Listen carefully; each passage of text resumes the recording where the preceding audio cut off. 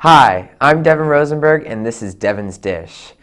I haven't been on for a while. I've been really busy with camp and concerts, all this fun stuff, but because of that, I am back with great stuff to talk about. A concert review, 2 album reviews, and 4 great stories. So to start off with those stories, number 1, we have planking. It's become a big trend lately, especially with the celebs, but little do most people know that there is a meaning behind planking. And some people, like rapper Exhibit, is offended.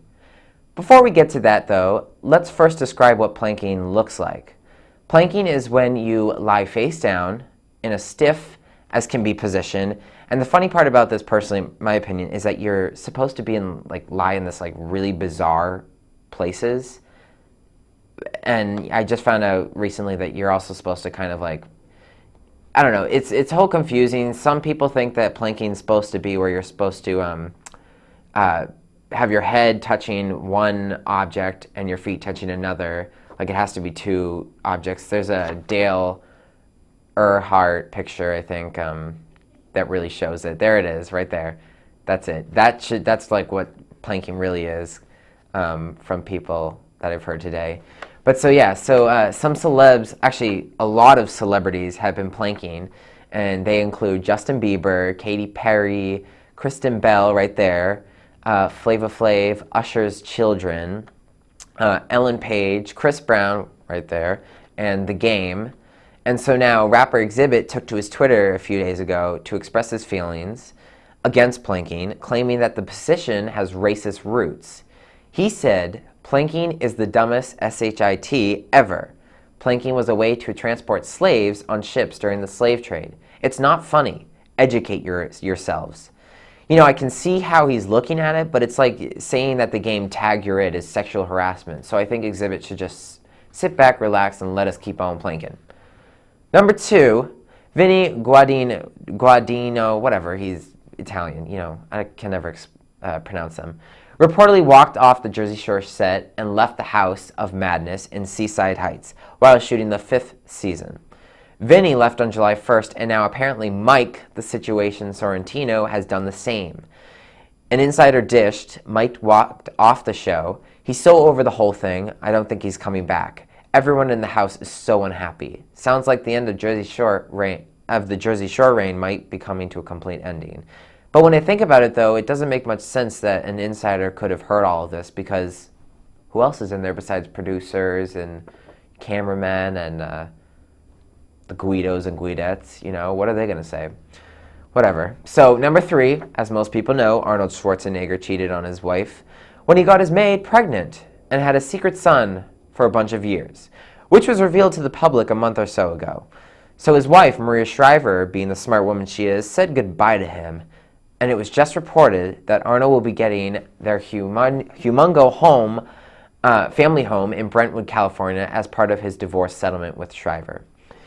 I mean, I'm on Shriver's side because she was always good to him, but you know, on the other hand, it's like that house was mostly paid from him. He has definitely made the bigger bucks in the relationship, or in the marriage, you know. I imagine, at least in the past few decades, that all has been from him with movies, and now he's, I think, the mayor or something. So it seems it's reasonable that he would get the house. And the last story of the day. Does anyone remember that cute little chubby girl in Hairspray? Nikki Blonsky was her name. She played the main role, and yes, that movie was her first, which was great for her. So then she came out with an ABC Family show called Huge, which did terrible. And so now she is doing something new. And this new is not something you would see a celebrity do. Working at a shoe store, that is. Seriously, she is working at a high-end shoe store in her hometown in New York. And apparently she wasn't making enough dough, so she applied for a job there and got it right on the spot. She did mention, though, to some paparazzi that she does have a big project in the works that will skyrocket her career. Only time will tell, eh? So that is the 4 stories. We're going to go to a break, but when we come back, we'll have 2 album reviews and a great concert review. There, I have like this, the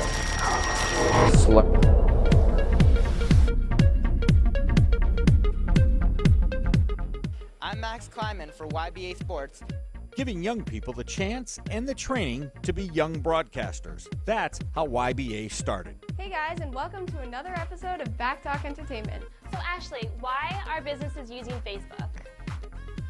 Well, the really cool thing about Facebook... Over 370 hours of live student-produced webcast, including the first professional sports event broadcast entirely by kids. That is only the beginning of the story of Young Broadcasters of America. Parents rave about their child's improvement in confidence, poise, and communication skills. But it doesn't come as any surprise to us because we teach Generation Tech how to talk using TV broadcast skills, and the results are amazing. This is the oral communications piece that nobody else has. With a whole generation communicating more through technology than face-to-face, Young Broadcasters of America has created a curriculum for voice articulation that is now available at YBA Online. IPI stands for inflection, pronunciation, intonation, and enunciation. Connecting professional broadcasters with young people has given the next generation of TV talent an edge in communication, in school, and in life.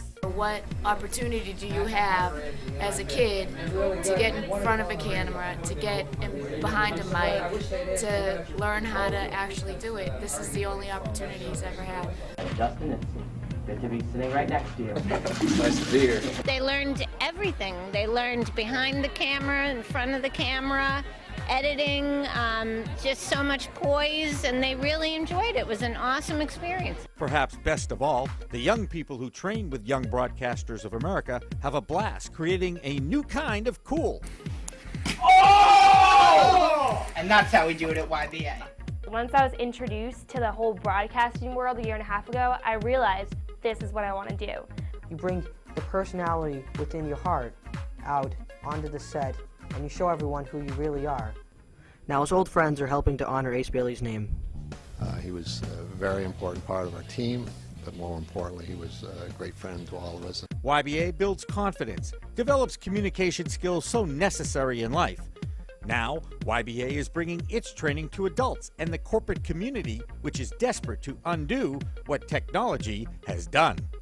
For more information about Young Broadcasters of America, log on to youngbroadcasters.com or call 508-650-2000.